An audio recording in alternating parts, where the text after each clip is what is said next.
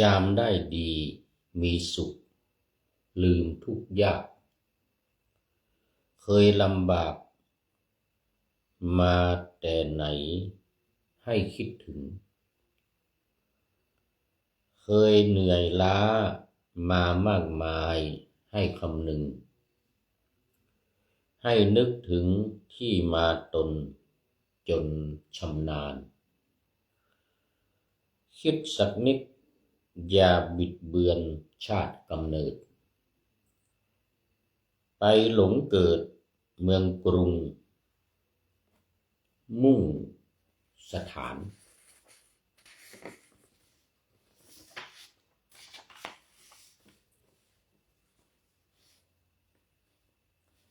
แม่เป็นได้หลายสิ่งหลายประการเป็นธนาคารเป็นพระพรหมเป็นร่มไทร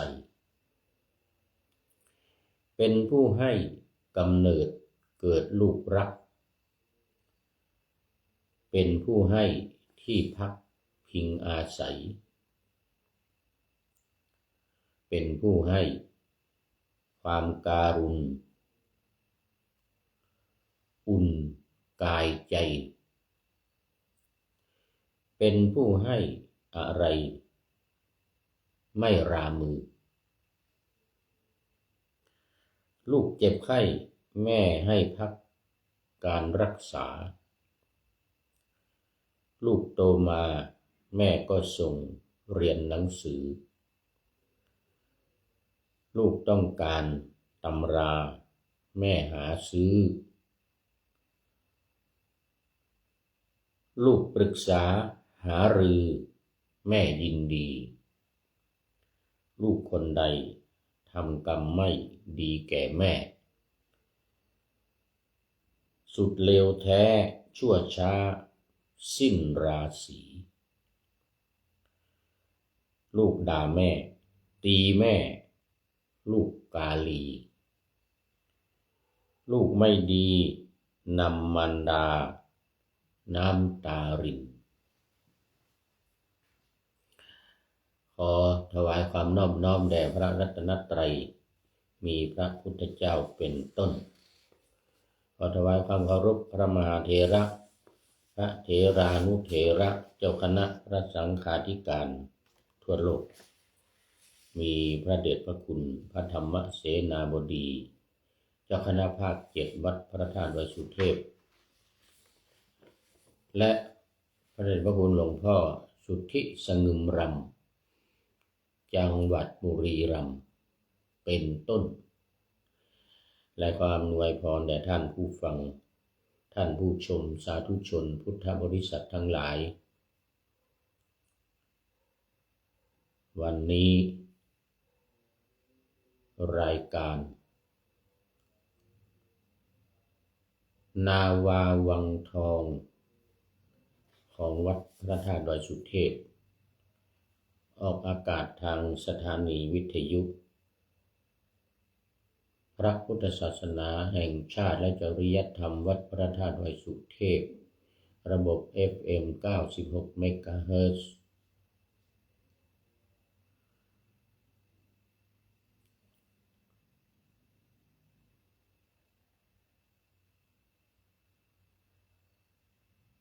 มีพ่อครูบรรลบนามวงพรหมเป็นผู้อำนวยการอาจารย์พระมหาประสิทธิ์ประสาธิโกเป็นหัวหน้าสถานีและอาตมาภาพ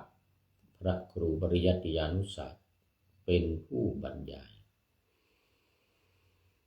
เป็นประจำในวันศุกร์เสาร์อาทิตย์เวลา 7:30 นาทีถึง 8 นาฬิกาและพิเศษในวันศุกร์กับวันเสาร์มีภาคบ่ายเวลา 13 ถึง 14 นาฬิกาเฉพาะวันศุกร์กับวันเสาร์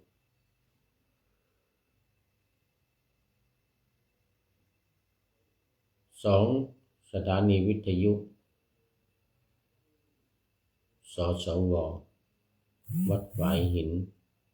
ต ตำบลสุเทพอำเภอเมืองเชียงใหม่ระบบ FM 104.50 เมกะเฮิรตซ์มีท่านพระครูสมุวิสุวรรณวรกิจโยเป็นผู้อำนวยการ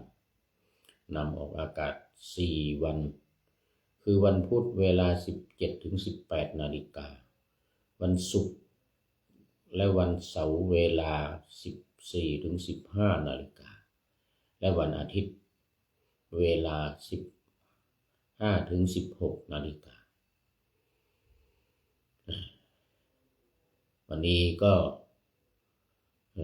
ต้องขอขอบคุณพระเดชพระคุณหลวงพ่อสุทธิสงึมรำเข้ามาตั้งแต่ตอนปะหน้าธรรมะอ่านบทประพันธ์ยังไม่ทันจบ เรียกว่าเข้ามาแต่หัวรุ่งไก่ยังไม่ทันโหพระสุริโยยังไม่จับขอบฟ้า ขอบคุณพระเดชพระคุณหลวงพ่อมากเป็น FC ตัวจริงหลวงพ่อเข้ามาทุกรายการ4รายการที่จัดนี่นะในแต่ละวัน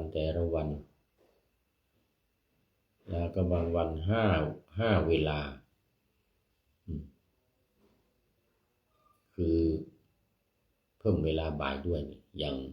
นาวาวังทองนี่จะเพิ่มบ่ายโมงถึงบ่าย2วัดพระธาตุวัดสุเทพบ่าย2ถึงบ่าย3นี่วัดฝายหินบ่าย3ถึงบ่าย4ก็วัดฝายหิน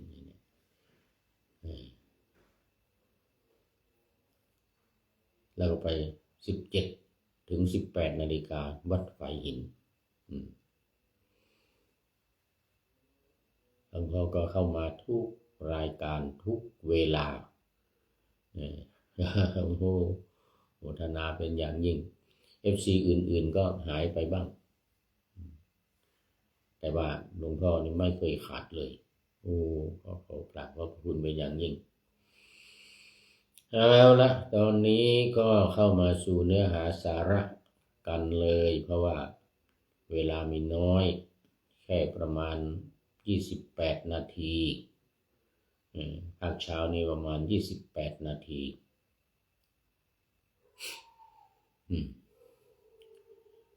วันนี้ก็เป็นเรื่องอยู่ในหลักการ4วิธีการ6ก็คือ1ระลึกพระรัตนตรัย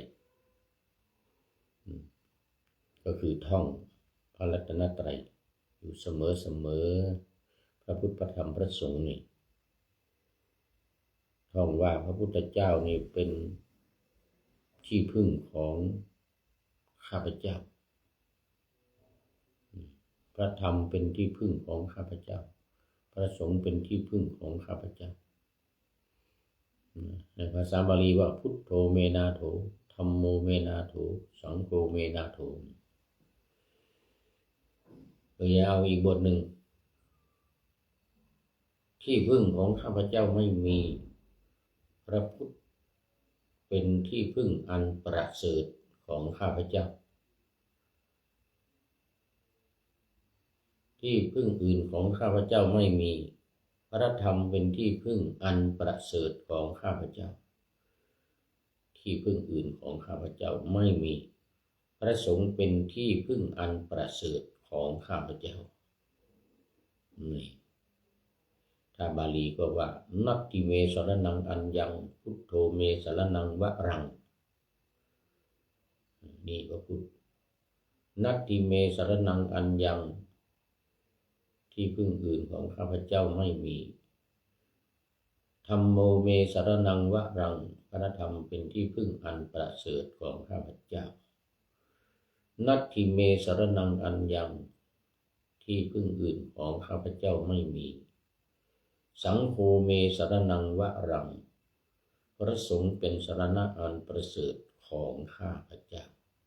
นี่ก็คือใจความสำคัญของหลักการข้อที่1หลักการข้อที่2 ท่องธาตุสี่ดินน้ำไฟลมนี่นะหลักการ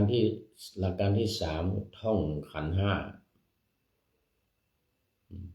รูปเวทนาสัญญาสังขารวิญญาณสุดท้ายหลักการข้อที่สี่จัดขันธ์ห้านี่แหละลงในอริยสัจสี่หลักการทั้งสี่อย่างนี้เป็นหลักการของโครงการปูทางสู่การตื่นรู้ธรรมนาวาวังของสำนักพระราชวังวิธีการหุบก็สี่อย่างตามหลักการนี้เหมือนกันแล้วขยายข้อสองเป็นข้อสามอีกหนึ่งเลื่อนข้อสามไปข้อสี่แล้วขยายข้อสี่คือการท่องธาตุกรรมฐานเนี่ยขันธ์ห้าการท่องขันธ์ห้าเนี่ยเป็นข้อห้าคือเรียนรู้ขันธ์ห้าแล้วเลื่อนข้อสี่ไปเป็นข้อหกคือการพิจารณาความเกิดความดับของขันธ์ห้าลงในอริยสัจสี่ส่วนธรรมะอื่นๆที่เกี่ยวข้องเช่นปฏิจจสมุปบาทมันเกี่ยวข้องกับความเกิดความดับสติปัฏฐานสี่สัมมัปปทานสี่แล้วก็สังโยชน์10ประการซึ่งเป็นหลักธรรมย่อยๆแต่มันเป็นหลักธรรมใหญ่นะแต่ว่ามันเป็นข้อย่อยในหลักการสี่วิธีการหกนี่มันเป็นขยับขยายเพิ่มเข้ามาเพิ่มเข้ามา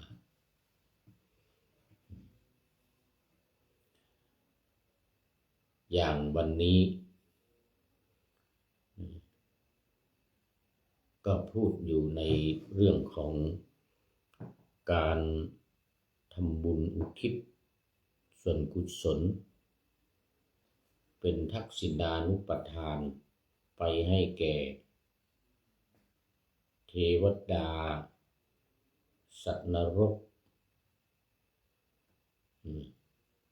เป็นต้น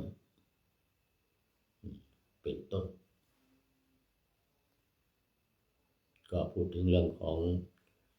การทำบุญการอุทิศไปให้เปรตหรือสัตว์นรกนี่ก็อย่างในติโลกุทสูตรหนังสือของธรรมนาวาวังของสำนักพระราชวังนี้ก็เน้นอย่างในหลักการชาวพุทธก็จะเน้นอยู่ในเรื่องของการทำบุญอุทิศส่วนกุศลนี้แล้วก็นำเอาเรื่องราวต่างๆในพระไตรปิฎกมาเล่าสู่กันฟังเมื่อครั้งที่แล้วก็เล่ามาถึง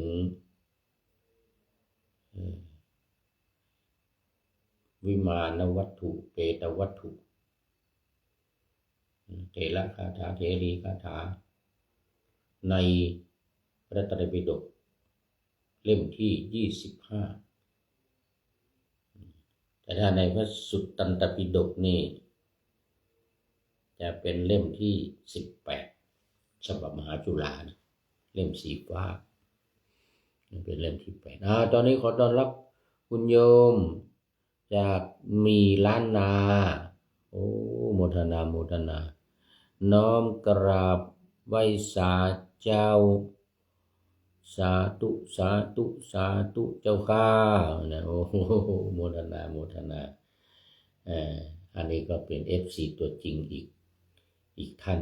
นะคุณโยมเป็น FC ตัวจริงเข้ามา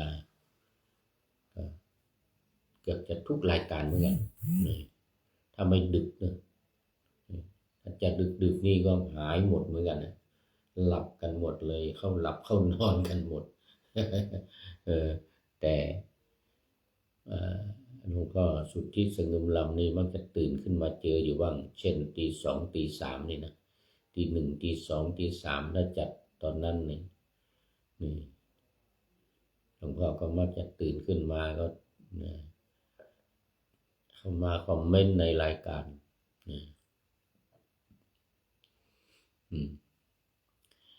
วันนี้ก็มาต่อเมื่อวันก่อนพูดไปเรื่องวิมานที่1นะวิมานที่1วันนี้เป็นวิมานที่2ในปิฐวรรคนะปิฐวรรควิมานที่1นั่นก็ตังทองปิฐะนี่แปลว่าตังตังทองของเทพธิดาคนหนึ่งที่ท่านพระมหาโมคคัลลานะขึ้นไปบนสวรรค์แล้วก็ไปถามธิดาคนนั้นวันนี้ก็อีกคนละคนวันนี้เป็น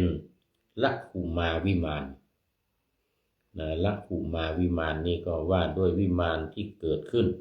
แก่นางลักขุมาอุบาสิกานางลักขุมาอุบาสิกานี้มาดูรายละเอียดกันหน่อย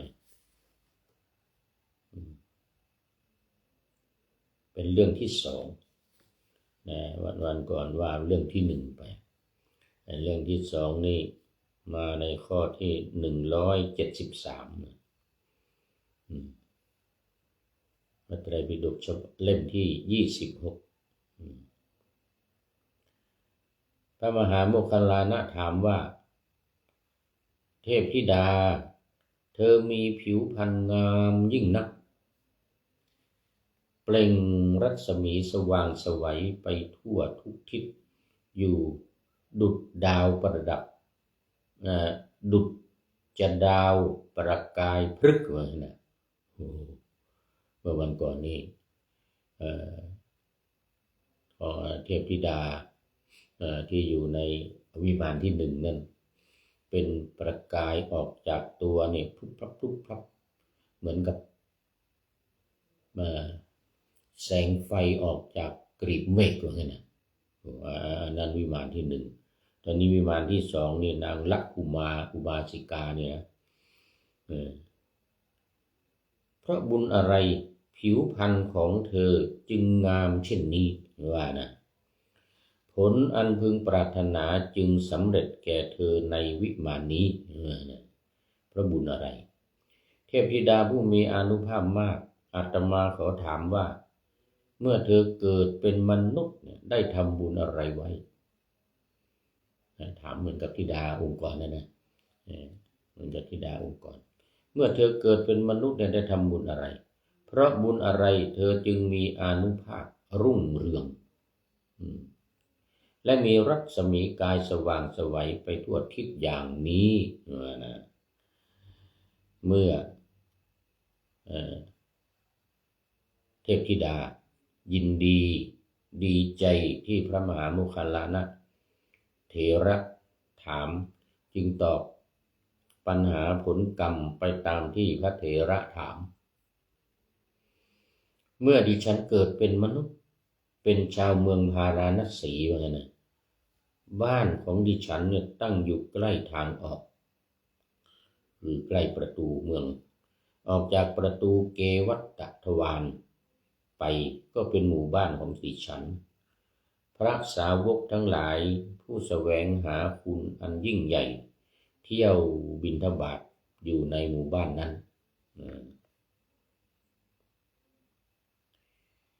เกวัตตทวารนี้เป็นชื่อของประตูเมืองพาราณสีประตู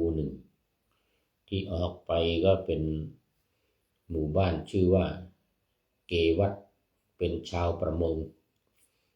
เป็นชาวประมงที่อยู่ติดกับแม่น้ำคงคาทำอาชีพคือการประมงหาปลา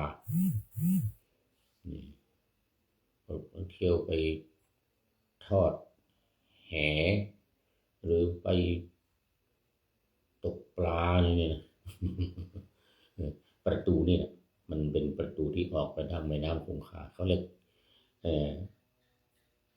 เกวัตตทวาร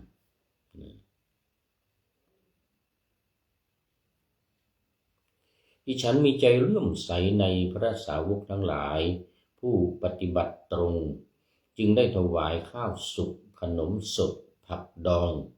พร้อมทั้งเครื่องดื่มที่ปรุงด้วยส่วนผสมต่างๆมีข้าวและเกลือเป็นต้นว่าอย่างนั้นมีข้าวและเกลือเป็นต้น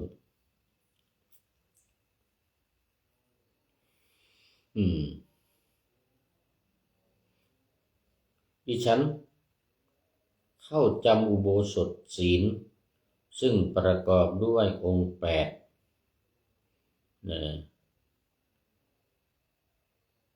ทุกวัน15 ค่ำและ14 ค่ำและ8 ค่ำแห่งปักว่านะตลอดเลยไม่ว่าจะ14 ค่ำแรม14 ค่ำหรือแรม15 ค่ำขึ้นนี่ขึ้น15แน่นอนแล้วก็วันขึ้น8 ค่ำหรือแรม8 ค่ำนี่นะก็ไปถืออุโบสถถือศีล8ดิฉันผู้สำรวมระวังในศีลตลอดเวลาและแจกจ่ายทานด้วยความเคารพจึงได้ครอบครองวิมานนี้เพราะงั้นนะ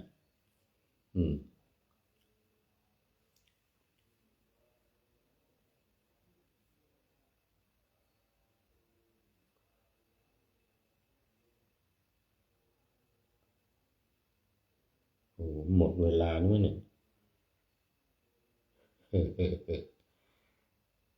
เหลืออีกนิดนึงเหลืออีกนิดนึงเดี๋ยวให้จบนี่ก่อนดิฉันงดเว้นจากการฆ่าสัตว์เว้นไกลจากการลักขโมยการประพฤตินอกใจสามีสำรวมระวังการพูดเท็จไม่พูดเท็จและการดื่มน้ำเมาดิฉันยินดีในศีล 5ฉลาดในอริยสัจคืออริยสัจ4นะอริยสัจ4เป็นอุบาสิกาของพระผู้มีพระภาคพระนามว่าโคดมผู้มีพระจักษุมีพระยศพุทธเจ้าของเรานี่แหละองค์ปัจจุบันเพราะบุญนั้นผิวพรรณดิฉันจึงงามเช่นนี้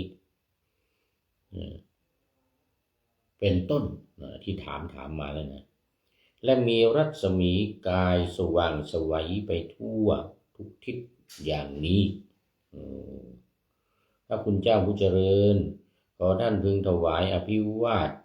พระยุคลบาทของพระผู้มีพระภาคเจ้าตามกราบทูลตามคำของดิฉันว่า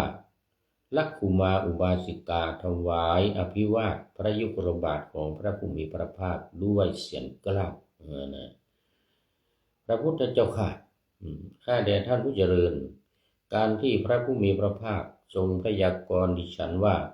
จะได้บรรลุสามัญญผลขั้นใดขั้นหนึ่งไม่น่าอัศจรรย์เท่ากับที่ทรงพยากรณ์ดิฉันว่าจะได้บรรลุสกทาคามิผลเลย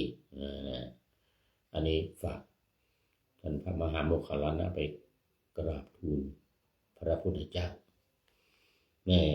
สุลักขุมาวิมานที่2นี่ก็จบหมดเวลาพอดีอีกด้วยหมดเวลาพอดีอันนี้ก็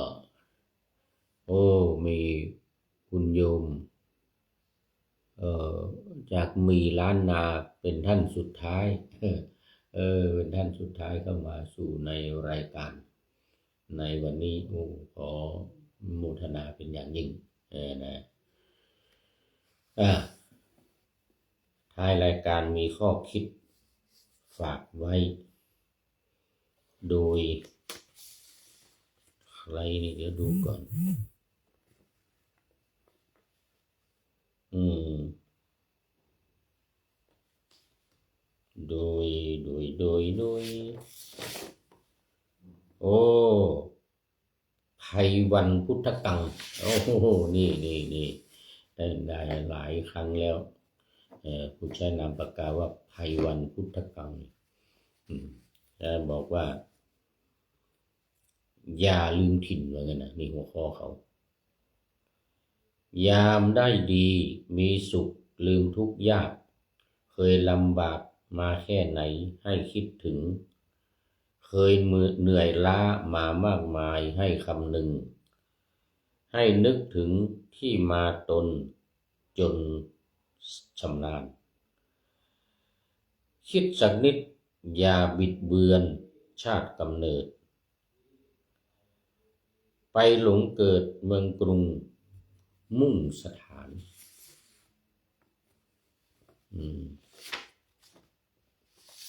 เดี๋ยวก่อนไหนแล้ว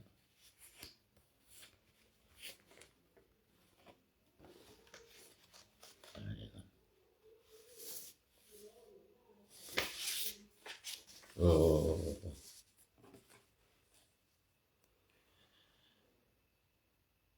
แม่เป็นได้หลายสิ่งหลายประการเป็นธนาคาร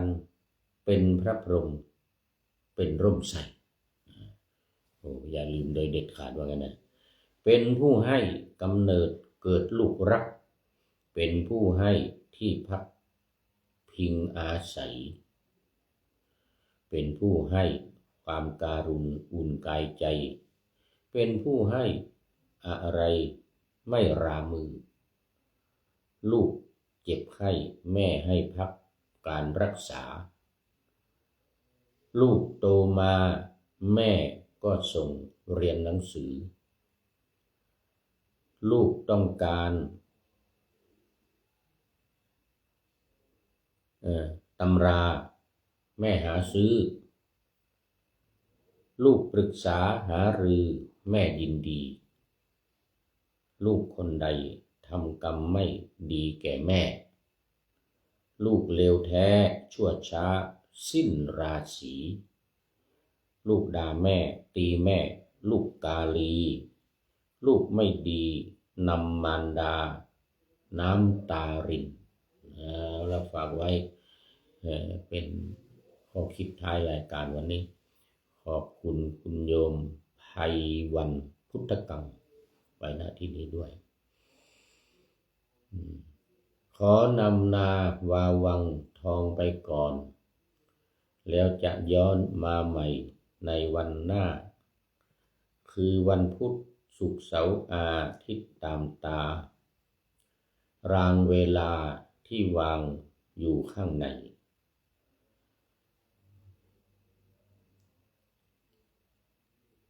เป็นธรรมะจากพระราชวังเป็นนาวาโด่งดังสว่างไสวเป็นทองคำล้ำค่ากว่าสิ่งใดชุบชีวิตจิตใจให้ใสงามขอเชิญท่านทั้งหลายนำไปท่องตามคุณของพระรัตนสามพุทโธเมนาโถธัมโมตามสังโฆเมนาโถยามภาวนาว่าบ่อยๆซ้ำๆจำในจิตจนมันติดในใจไม่หายหน้านอนนั่งยืนเดินจำทุกเวลาตั้งแต่ตื่นขึ้นมาถึงหลับไปขอทุกท่านได้ผลจากปฏิบัติได้กำจัดความทุกข์พบสุขใสพลันปลอดโปร่งโล่งสบายทั้งกายใจอยู่ที่ใดใจสงบพบนิพพานขอเจริญพร